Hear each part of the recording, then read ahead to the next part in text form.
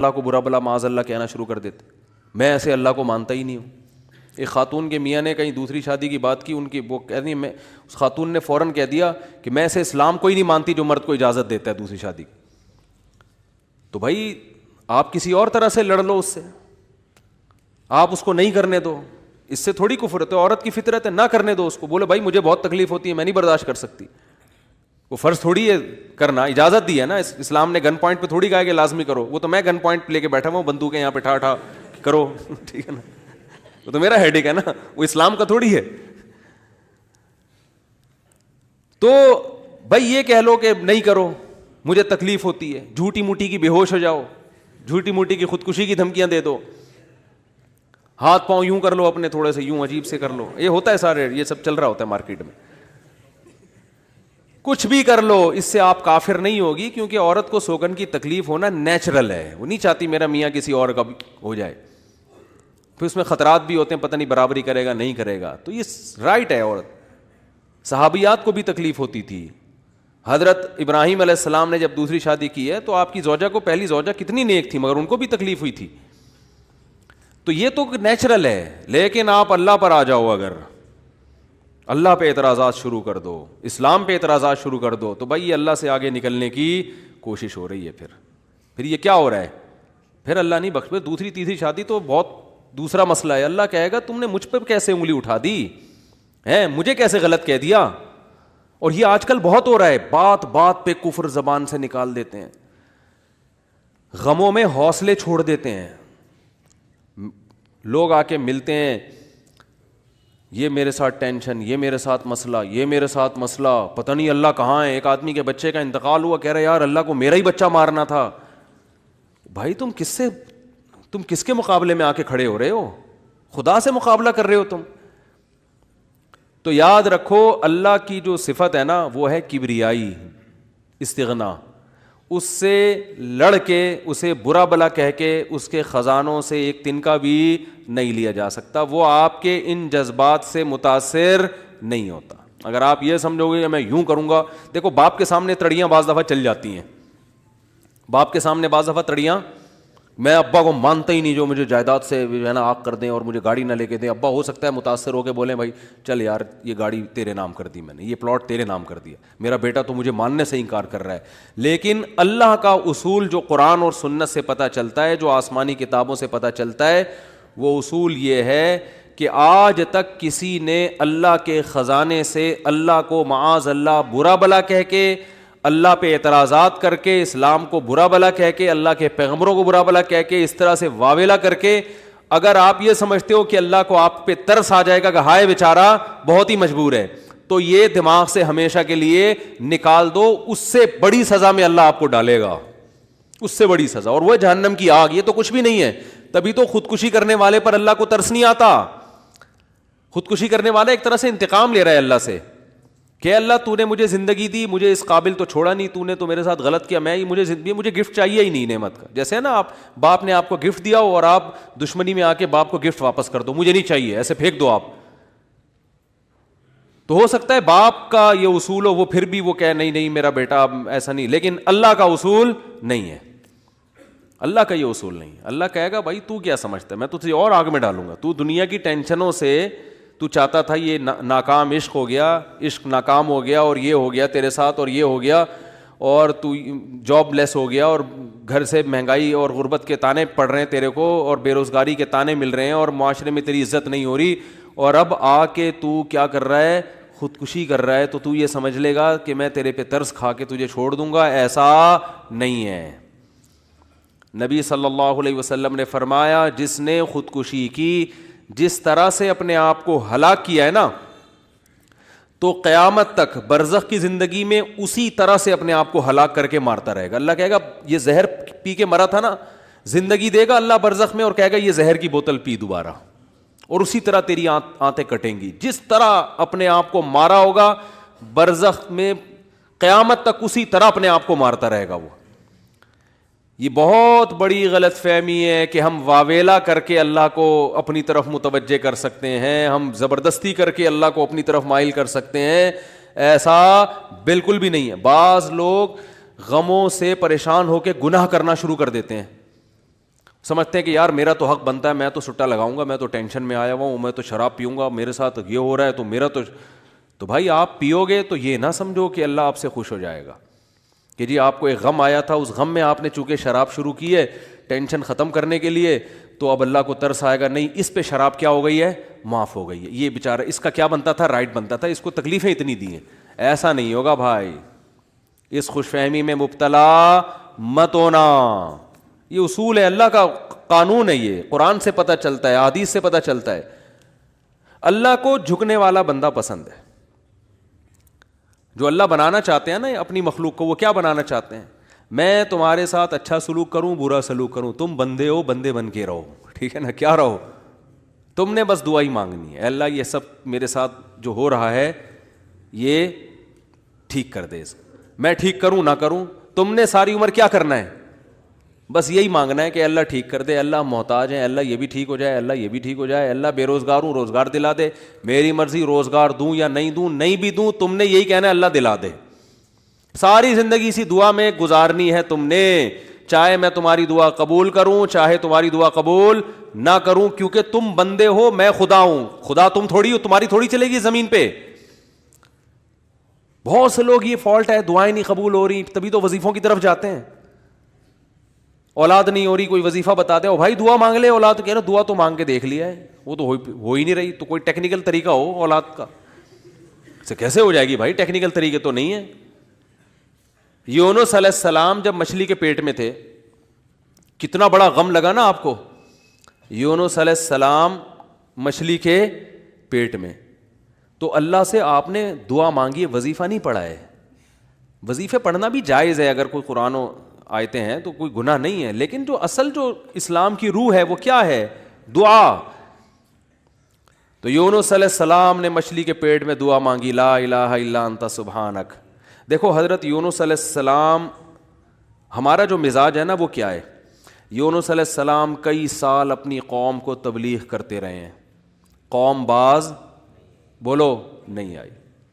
حضرت یونس کو یقین ہو گیا اس قوم پہ عذاب آنے والا ہے, تو آپ نے اللہ سے نہیں پوچھا, اس لیے کہ آپ کا خیال تھا بھئی یہ عذاب تو آئے گا, تو میں اللہ کے خوف سے اب بستی کو پہلے چھوڑ دیتا ہوں. میں آپ سے یہ اجتہادی خطا ہوئی, یہ اجتہادی خطا ہوئی کہ بھئی اللہ کی پرمیشن کے بغیر آپ نے قوم کو کیوں چھوڑا. حالانکہ اس اجتہادی غلطی کے پیچھے جو اس کی بیس تھی وہ بیس بہت اچھی تھی, وہ اللہ کا خوف اور اللہ کی خشیت. اللہ کے عذاب سے بھاگنا یہ تو حکم ہے نا, فنٹر بننے کی تھوڑی اجازت ہے کہ جہاں عذاب آ رہا ہے تو کھڑے رہو وہاں دیکھو, ایسا تھوڑی ہے. قوم لوط پر جب عذاب آیا تو جو اہل ایمان تھے ان کو حکم تھا پیچھے مڑ کے بھی نہیں دیکھنا ہے, اس عذاب کو دیکھنے کی بھی اجازت نہیں, ڈرو اس سے بھاگو. جب قوم عاد قوم سمود کی بستیوں سے نبی گزرتے تھے تو چہرے پہ کپڑا ڈال کے جلدی اپنی رفتار بڑھاتے تھے, بھئی یہ اس عذاب کو اپنی آنکھوں سے بھی نہ دیکھو, خوف پیدا ہوتا ہے اس سے. تو اتنا زیادہ آپ صلی اللہ علیہ وسلم خوف زدہ ہوتے تھے. تو اللہ کے عذاب سے تو دور بھاگنے کا حکم ہے. تو اب یہاں کیا ہے کہ کیا بات چل رہی تھی یار, حضرت یونس علیہ الصلوۃ والسلام اللہ کے عذاب کے ڈر سے اپنی قوم کو چھوڑ کر نکل گئے. یہ بیس بالکل ٹھیک ہے بھئی, جب اللہ کا وعدہ بھی یہی ہے کہ جو قوم ایمان نہیں لے کر آئے گی تو میں اس کو تباہ کر دوں گا. تو حضرت یونس علیہ السلام کو خیال ہوا کہ بھئی یہاں سے نکل جاؤ.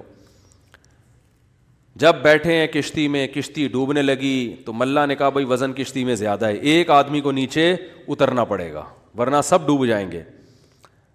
کون اترے گا بھئی, قرآن اندازی ہونی چاہیے. قرآن اندازی میں نام کس کا آیا, یونس علیہ السلام.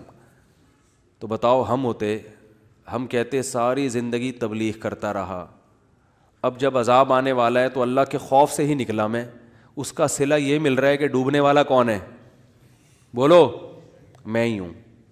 بھائی مجھے تو زیادہ پروٹوکول, اللہ تعالیٰ کو 6 کشتیاں میرے لیے پہلے سے سمندر میں رکھنی چاہیے تھی نا, کیا ہو گیا. یہ ہماری سوچ تو یہی ہے کہ میں نے چونکہ فجر کی نماز پڑھی ہے تو میری دکان پہ کسٹمر 6 گنا زیادہ آنے چاہیے, پیسے سارے وہ کما رہے ہیں, نمازیں میں پڑھ رہا ہوں. اچھا میرے پر لوگ اعتراض یہ بھی کرتے ہیں کہ احتیاط اس نے کی, اس کو کرونا ہو گیا اس کو اس نے احتیاط نہیں کی, اس کو نہیں ہوا, یہ مفتی لوگوں کو الو بنا رہا ہے. تو بالکل یہی ہے کہ نماز میں پڑھ رہا ہوں, روٹی کس کو مل رہی ہے, اس کو مل رہی ہے. احتیاط میں کر رہا ہوں, وہ کورونا بھی مجھے ہی ہو رہا ہے. ٹھیک ہے نا, ٹھیک ہے نا. تو اب اللہ سے تھوڑی کوئی لڑ سکتا ہے بھائی. تو اللہ کی مرضی, جو اب احتیاط کے باوجود بھی کسی کو بیماری لگا دے, اور ایسے ہے گلے مل رہے ہیں اور روزانہ چھینک رہے ہیں ایک دوسرے کے منہ پہ, انہیں کچھ نہیں ہو رہا. وہ تو اب اللہ کی مرضی, اللہ سے تھوڑی کوئی لڑ سکتا ہے. لیکن ہم تو ظاہر کے مکلف ہیں نا, ہم تو اسباب کے مکلف ہیں, تو اس لیے حکم دیا جاتا ہے احتیاط کا. تو خیر, جب تک کرونا ختم نہیں ہوگا ہم بھی آپ کا پیچھا نہیں چھوڑیں گے, یہ ذہن میں رکھو آپ. تھوڑا تھوڑا جیسے 4 شادیاں آتی ہیں نا تڑکے میں, اس طرح یہ بھی آتا رہے گا تڑکے میں, کیونکہ لوگ نہیں کر رہے احتیاط تو کیا کریں. اچھا خیر, بات ہی کہاں چل رہی تھی.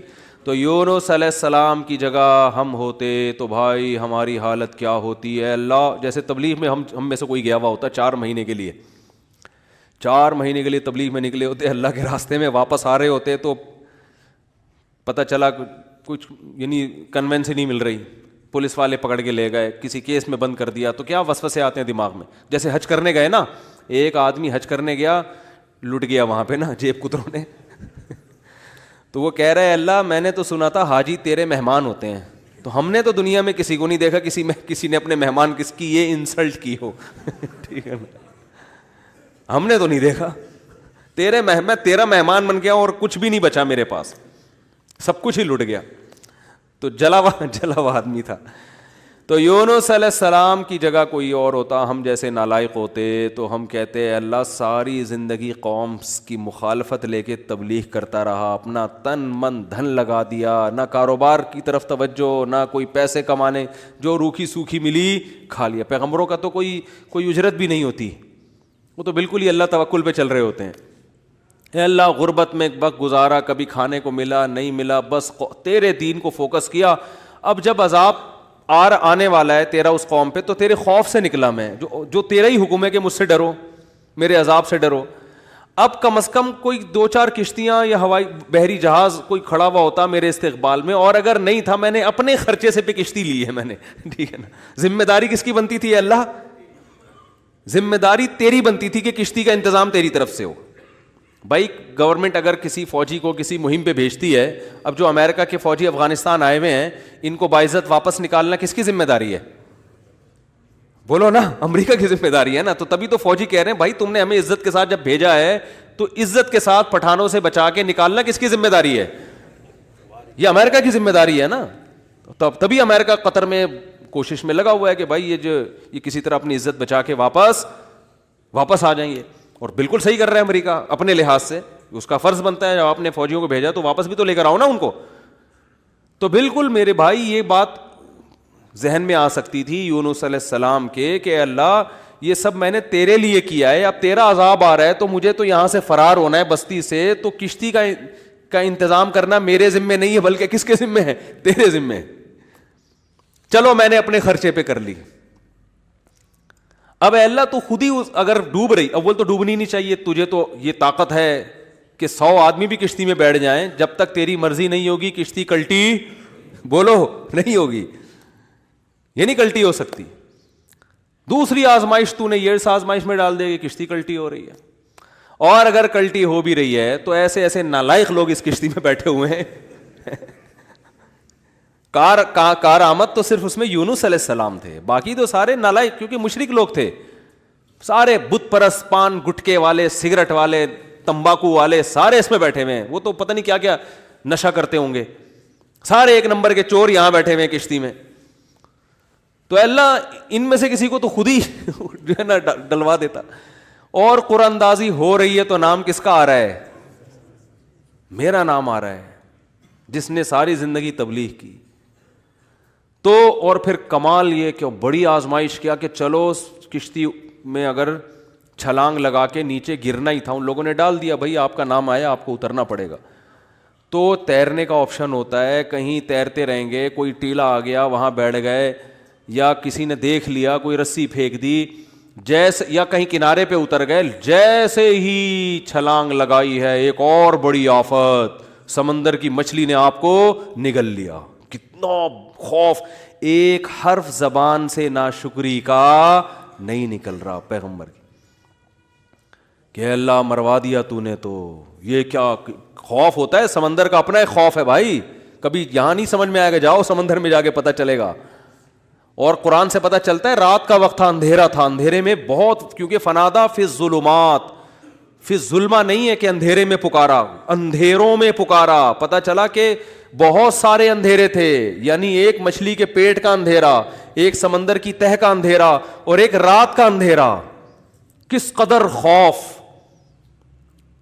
بتاؤ آج کسی کو ایسی ٹینشن ملتی ہے؟ آج یہی ٹینشن ہے. ابا نے اس دن چپیٹ لگا دیا تھا کھینچ کے, اور بھائی تمیز سے بات نہیں کر رہا, بیگم کنٹرول میں نہیں ہے, اور مفتی صاحب کا بیان سن کے اللہ کی خاطر شادی کی تھی, پھنس گئے.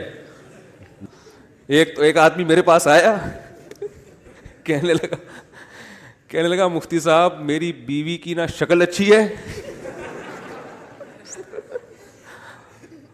اور نہ بات کرنے کا انداز اچھا ہے. تو مجھے خود بتا رہا تھا, کہہ رہا اتنی بد اخلاق ہے. میں اس سے کہتا ہوں اگر تیری شکل بھی اچھی ہوتی نا میں تیری بد اخلاقی برداشت کر لیتا. چلو یار, پتہ نہیں جھوٹ بول رہا تھا سچ بول رہا تھا, اللہ ہی جانے. اب یہ کوئی ٹینشن ہے بتاؤ؟ اصل ٹینشن تو وہ ہے نا.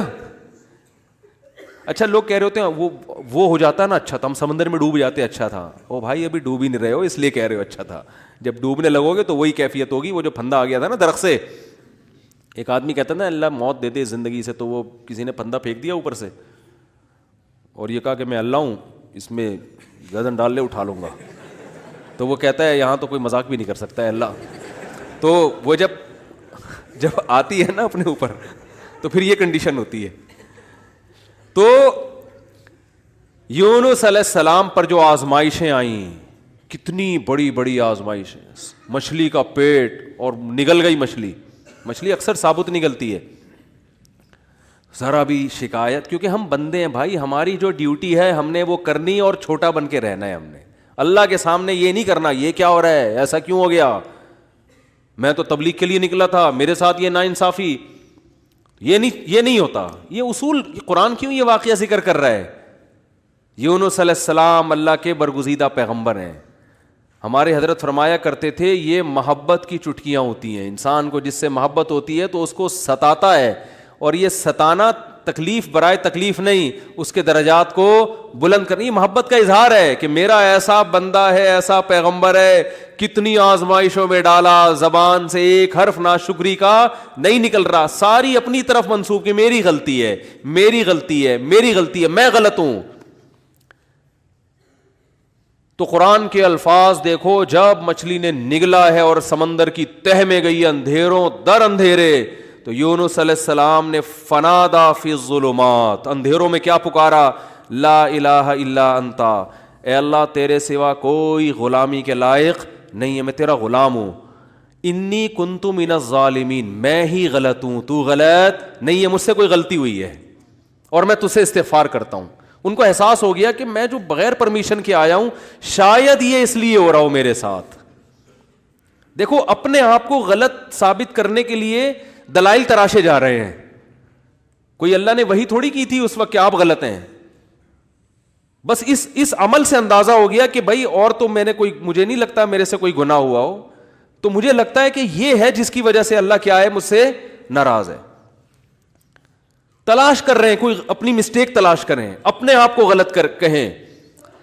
تو لا الہ الا انتا سبحانکا, اے اللہ تو ہر عیب سے پاک ہے. کیا مطلب, تو میرے ساتھ غلط نہیں کر سکتا, یہ میرا ہی کوئی عمل ہے جس کی وجہ سے ایسا ہو رہا ہے. تو تھوڑی غلط ہے, تو ہر عیب سے پاک ہے, تو ظالم تھوڑی ہے, میری غلطی ہے, میں غلط ہوں. کیا اللہ کے رحمت کے خزانے حرکت میں آتے ہیں.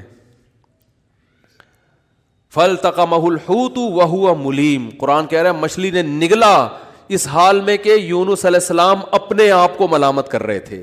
جب مچھلی نگل رہی تھی اس وقت بھی اپنے آپ کو ملامت کر رہے ہیں, اپنے آپ کو برا بھلا کہہ رہے ہیں, میں غلط, میں نے غلط کیا.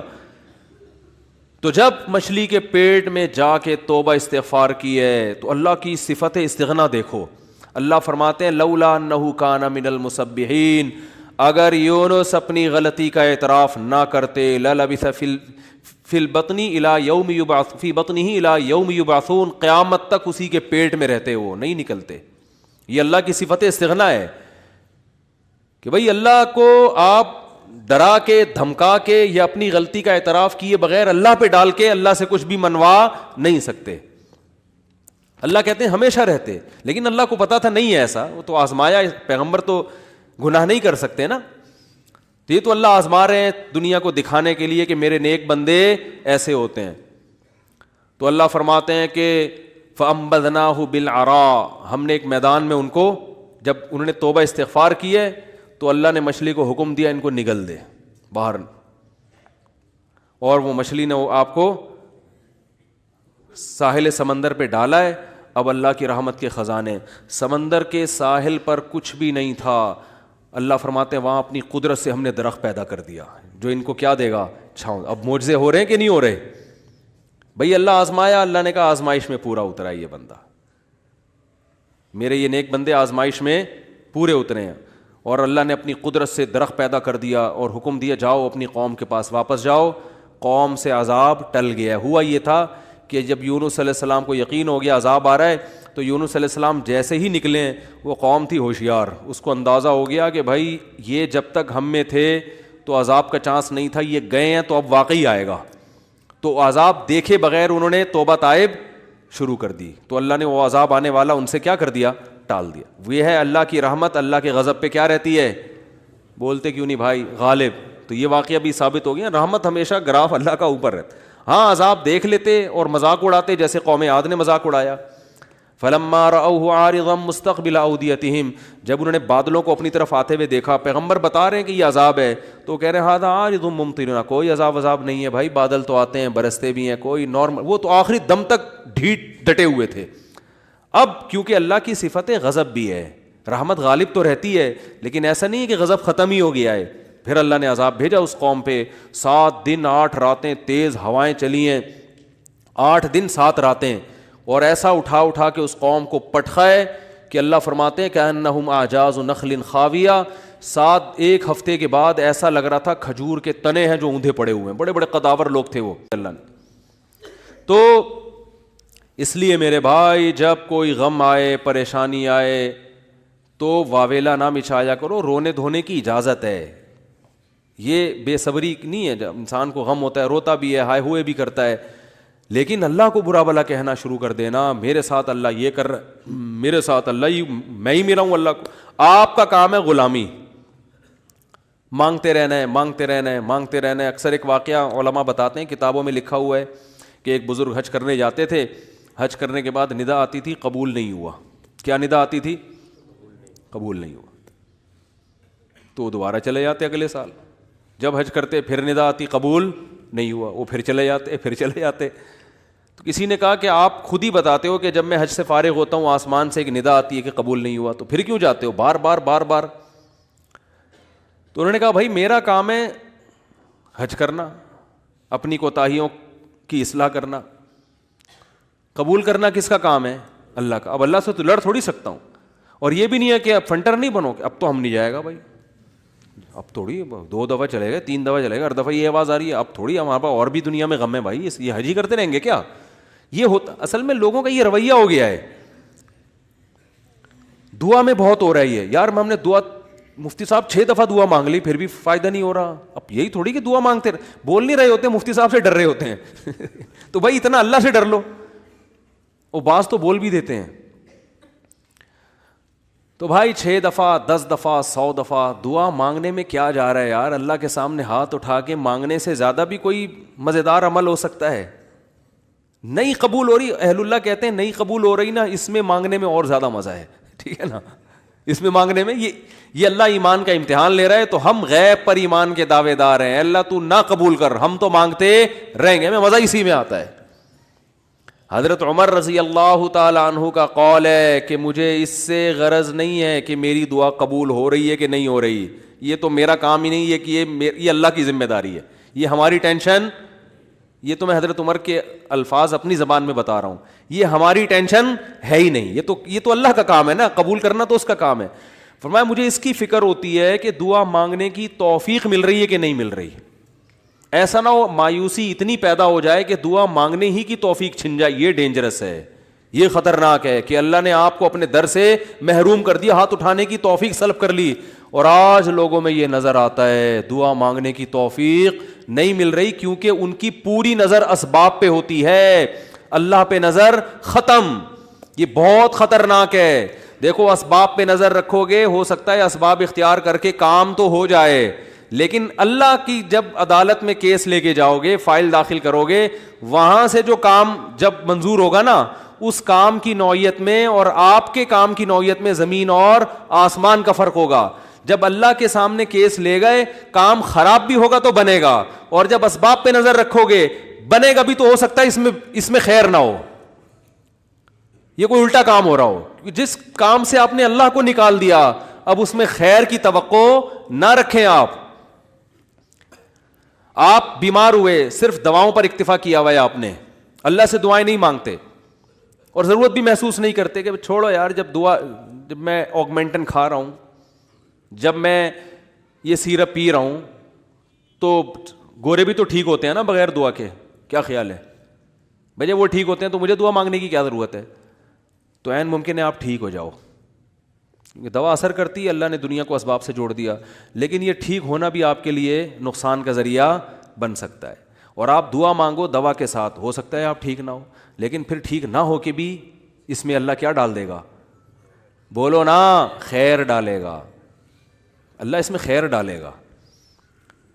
جیسے یونس علیہ السلام کو مچھلی کے پیٹ میں اللہ نے داخل کیا ہے ان کے درجے کو اور بلند کرنے کے لیے. اگر یونس علیہ السلام کے ساتھ یہ مچھلی والا واقعہ نہ ہوتا تو شاید یونس علیہ السلام کا ذکر قرآن مجید میں نہ ہوتا. کیونکہ پیغمبر تو لاکھوں آئے ہیں نا, سب کا تذکرہ تھوڑی ہے. اور نبی صلی اللہ علیہ وسلم نے حضرت یونس کی فضیلت الگ سے بیان کی ہے, فرمایا لا تفضلونی علی یونس, مجھے یونس پر فضیلت مت دو. حالانکہ دیکھو یہ تو اجماعی عقیدہ ہے کہ ہمارے نبی تمام پیغمبروں سے افضل ہیں, لیکن کیا مطلب نام لے کے میرے مقابلے میں یونس کو نہ لے کر آؤ کہ میں ان سے زیادہ افضل ہوں. کیوں؟ کیونکہ اس میں اس بات کا امکان تھا کہ شاید اس واقعے کی وجہ سے لوگ یونس علیہ السلام کی توہین نہ کر رہے ہوں کہ وہ اللہ کی پرمیشن کے بغیر چلے گئے تھے. تو کہیں اس واقعے کو بنیاد بنا کے لوگ ایسا نہ ہو کہ کہیں کہ ہمارے نبی تو افضل ہے, یونس علیہ السلام افضل نہیں ہے, کیونکہ ہمارے نبی تو بغیر پرمیشن کے کوئی کام نہیں کیا, اور یونس علیہ السلام تو اللہ کی پرمیشن کے بغیر چلے گئے تھے. تو اس لیے نبی نے اس کانسیپٹ کو درست کرنے کے لیے, کلیئر کرنے کے لیے کہ کہیں تمہارے ذہن میں یہ چیز نہ ہو, اس لیے کیا مطلب حدیث کا کہ یونس علیہ السلام کا نام لے کے دونوں کو مجھے ان کے مقابلے میں لا کے کھڑا مت کرو, اور یہ مت کہو کہ محمد صلی اللہ علیہ وسلم حضرت یونس سے افضل ہیں. حالانکہ افضل ہیں, لیکن جہاں بھی حضرت یونس کی توہین کا ذرہ برابر بھی شائبہ نکلتا تھا آپ صلی اللہ علیہ وسلم نے اس سے منع کر دیا, اس لیے کہ آپ صلی اللہ علیہ وسلم جانتے تھے کہ یہ جو کچھ یونس علیہ السلام کے ساتھ ہوا یہ اصل میں آپ کو بلند مرتبہ دینے کے لیے ہوا تھا, اور یہ بتانے کے لیے ہوا تھا کہ اللہ کی صفت استغنا کیا ہے, اور یہ بتانے کے لیے کہ اللہ سے لڑ کے کوئی چیز نہیں لی جا سکتی, اور یہ بتانے کے لیے کہ غموں میں, ٹینشنوں میں, پریشانیوں میں اللہ کے نیک بندوں کا رویہ کیا ہوتا ہے. اور میں آپ کی جنرل نالج کے لیے ایک بات یہ بھی بتا دوں کہ جس کا یہ لائف اسٹائل ہوگا نا وہ ٹینشنوں میں بھی خوش رہے گا. ویسے ہی ٹینشن ختم کر لیتے ہیں اللہ اس سے, کیونکہ وہ ہر ٹینشن کو کس کی طرف سے سمجھ رہا ہے؟ اللہ کی. تو جب اللہ ہمارا ہے اور وہ اپنے بندوں کا اچھا چاہتا ہے تو اس میں ٹینشن دے کے بھی ہماری کیا ہوگی؟ اس میں خیر ہی ہوگی. اس نے یعقوب علیہ السلام سے جو بیٹا چھینا تو یعقوب علیہ السلام کو نوازنے کے لیے چھینا. یوسف علیہ السلام کو جو بچپن میں باپ سے الگ کر دیا مصر کا بادشاہ بنانے کے لیے کیا اس نے, نہ چھنتے نہ بادشاہ بنتے. تو ہمارا کام ہے ہر برائی اپنے کھاتے میں ڈالیں. سمجھ رہے ہو کہ نہیں سمجھ رہے؟ اور ہر اچھائی کس کی طرف منسوب کریں؟ اللہ کی طرف.